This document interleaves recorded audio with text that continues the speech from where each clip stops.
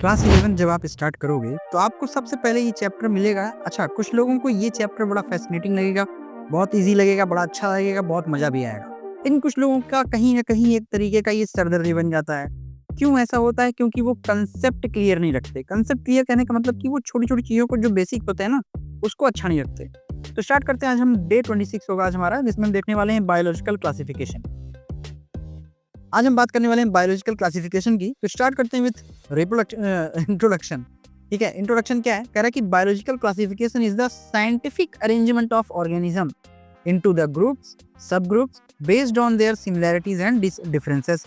कहने का मतलब क्लासिफिकेशन, देखो क्लासिफिकेशन अपने मतलब शब्द ही ऐसा है कि क्लासीफाई करना, चीजों को तय करना अच्छे से, किसके बेस पे? वही कह रहा देखो कि बायोलॉजिकल क्लासिफिकेशन क्या है? एक तरीके का biological classification is a scientific arrangement. किस चीज का साइंटिफिक अरेंजमेंट? किस चीज का? ऑर्गेनिज्म का। किसमें? किसी ग्रुप में या फिर उसके सब ग्रुप में। किसके बेस पे? उसकी क्या सिमिलरिटीज हैं और क्या डिफरेंसेस हैं, उसके बेस पे। ठीक है, यहाँ पे एनसीईआरटी हाईलाइट करती है कि क्लासिफिकेशन जो है it makes study of organism easy as well as in systematic. मतलब कि इससे क्लासिफिकेशन से होगा क्या? हम किसी भी ऑर्गेनिज्म के बारे में आसानी से और अच्छे से और डिटेल पढ़ सकते हैं। ठीक है, देन सेकंड पॉइंट है हमारा, कह रहा है कि सेकंड पॉइंट में कि नीड फॉर द क्लासिफिकेशन। आखिर ये क्लासिफिकेशन की जरूरत क्यों पड़ी? अब आप एक जरूरत, आपके दिमाग में ये जरूरत का एक पॉइंट आपका आ गया होगा कि उसे आसानी से हम पढ़ सकें। ठीक है, देखो क्लासिफिकेशन करने की जरूरत इसलिए पड़ी क्योंकि हमारे पास लार्ज, बहुत ज़्यादा नंबर ऑफ ऑर्गेनिज्म अवेलेबल थे। ठीक है, साथ ही साथ सेकंड पॉइंट है कि हमने क्या किया था? इजी आइडेंटिफाई किया था, यानी कि इजी आइडेंटिफिकेशन हो जाएगा फिर। देन थर्ड है study of evolutionary relationship. Evolutionary relationship भी हम बड़े अच्छे से देख सकते हैं। ठीक है, इवोल्यूशनरी रिलेशनशिप मतलब वो कैसे आ रहे हैं, कहाँ से आए, किससे, है ना, वो सारी चीज़ें। Then universal system of naming इनमें है, जिसको हम लोग बोलते हैं binomial nomenclature given by universal system of naming जो है हमारा क्या है? Binomial nomenclature. नोमेनक्लेचर। ठीक है, देन हमारे पास थर्ड पॉइंट है, कह रहा है कि we have 5 kingdom of classification. याद रखिएगा ये 5 किंगडम ऑफ क्लासिफिकेशन ही सबसे ज़्यादा वाइडली एक्सेप्टेबल है। और ये याद रखना, ये 5 किंगडम क्लासिफिकेशन वाइडली एक्सेप्टेबल है और ये दिया कौन था? It is proposed by R H. Whittaker in 1969। ठीक है, देन 5 किंगडम क्लासिफिकेशन में कौन कौन आता है जान लेते हैं। Monera, protista, fungi, Plantae and animalia. अब इन सब चीज़ों को किस बेस पे, ये पांचों किंगडम को किस बेसिस पे क्लासिफाई किया गया था, उसको देख लेते हैं। पहला, सेल स्ट्रक्चर इनमें कैसी होगी, बॉडी ऑर्गेनाइजेशन कैसा होगा, मोड ऑफ न्यूट्रिशन ये कैसा दिखाएंगे, और रिप्रोडक्शन इनमें कैसा होगा, और फाइलोजेनेटिक रिलेशनशिप कैसा होगा इनमें। ठीक है, हाईलाइट कहती हुई है कि 5 kingdom classification is the most widely acceptable, सबसे ज्यादा यही एक्सेप्टेबल था। ठीक है, तो आइए जानते हैं हर एक फाइलम को हम थोड़ा सा मतलब क्विक रिवाइज करके देखते हैं।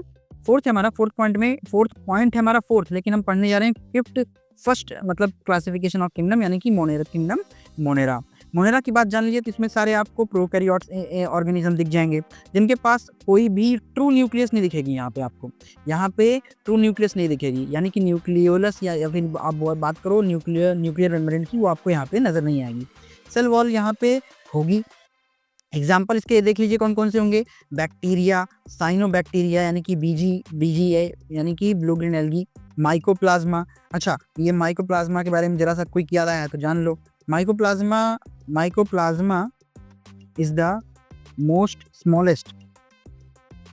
स्मॉलेस्ट ऑर्गेनिज्म है। ठीक है, इसको हम लोग PPLO भी कहते हैं ना, प्लूरोनिमोनिया लाइक ऑर्गेनिज्म। ठीक है, देन यहाँ पे हम बैक्टीरिया और उनके शेप के बारे में भी देखते हैं। जैसे पहला है कोकस। कोकस कौन सा शेप होता है? स्फेरिकल शेप होता है। ठीक है, बैसिलस जो है वो रॉड शेप होता है। स्पाइरलम यानी कि स्पाइरल शेप का होगा। वाइब्रियो यानी कि कॉमा शेप का होगा। अब इन्हीं सब के नाम पे आप अलग अलग डिजीज देख सकते हो। जैसे वाइब्रियो से हम बता दें, वाइब्रियो का एग्जाम्पल आप देखते होगे, वाइब्रियो कॉलेरा, जो क्या कॉज करवाता है? कॉलरा डिजीज करवाता है। ठीक है, इसी तरह आप इन सब के एग्जाम्पल डिटेल लेक्चर में ऊपर मैंने पिन कर दिया, जाके देख लो।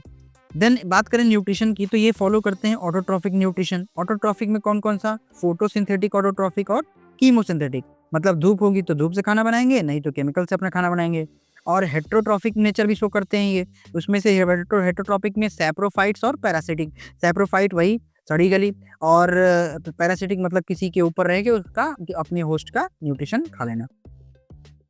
एनसीईआरटी हाइलाइट भी कहती है कि माइकोप्लाज्मा जो था उसके पास सेल वॉल नहीं होती है, और वो दुनिया का सबसे छोटा ऑर्गेनिज्म होता है, बैक्टीरिया का एक टाइप होता है, पीपीएलओ नाम भी होता है।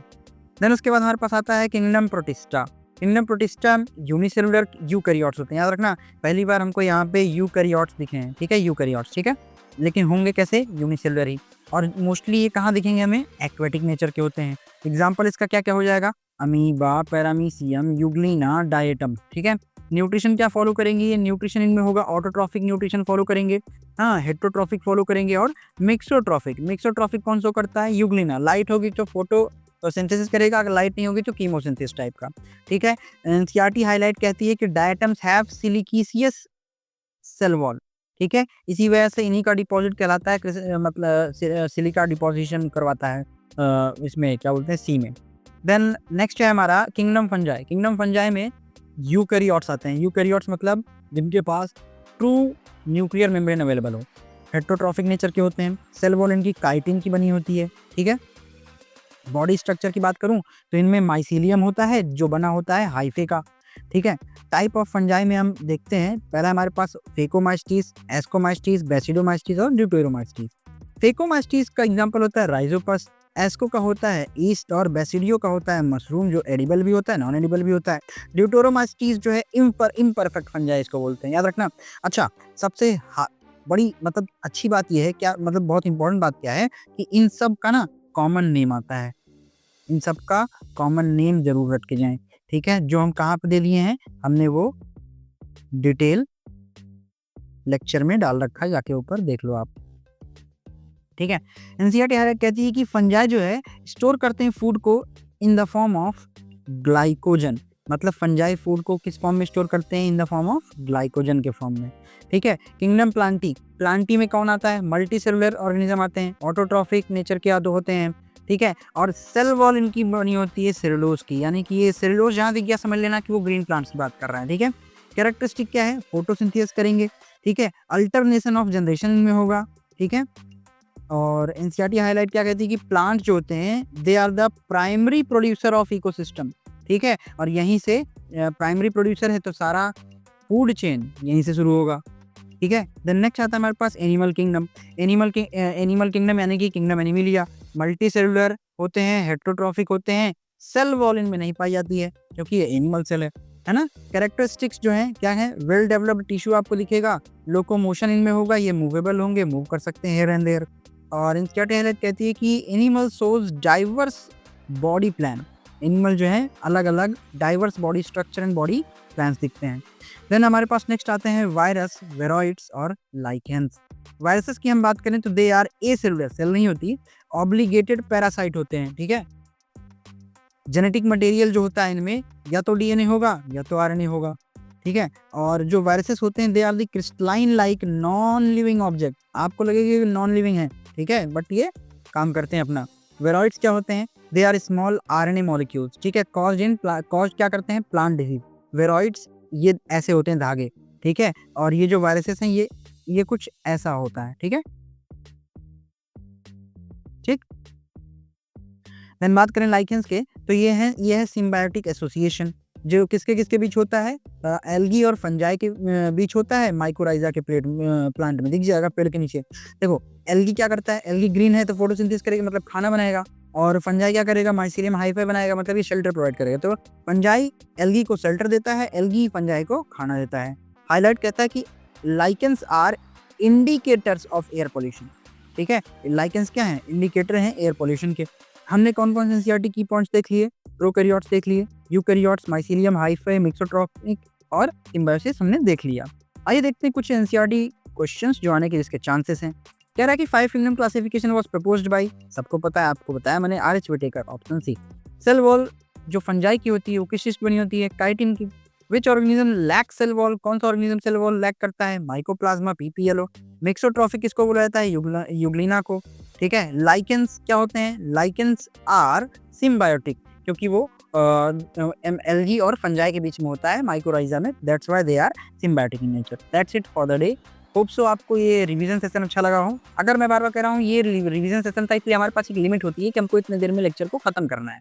अगर आपको डिटेल देखना है इस चैप्टर का तो प्लीज़ ऊपर जाके प्लेलिस्ट में देखें, क्लास 12 की या क्लास 11 की बायो 2 प्लेलिस्ट होगी। उसमें से 11 वाली बायो जाके देखना, वहाँ पे मैं डिटेल पढ़ाया हूँ, डिटेल लेक्चर भी पढ़ाया हूँ विथ अपने नोट्स के साथ ही साथ मैंने एनसीईआरटी हाइलाइट भी इसकी करा रखी है, एनसीईआरटी की एक लाइन चुन के बताया हूँ। तो प्लीज़ जाके वहाँ पे देखो। अगर ये लेक्चर आपको ज़रा भी अच्छा लगा है तो प्लीज़ इस लेक्चर को एक प्यारा सा लाइक, कमेंट, शेयर ज़रूर करें। मिलते हैं आप सभी से नेक्स्ट लेक्चर, नेक्स्ट पार्ट के साथ। Till then stay healthy.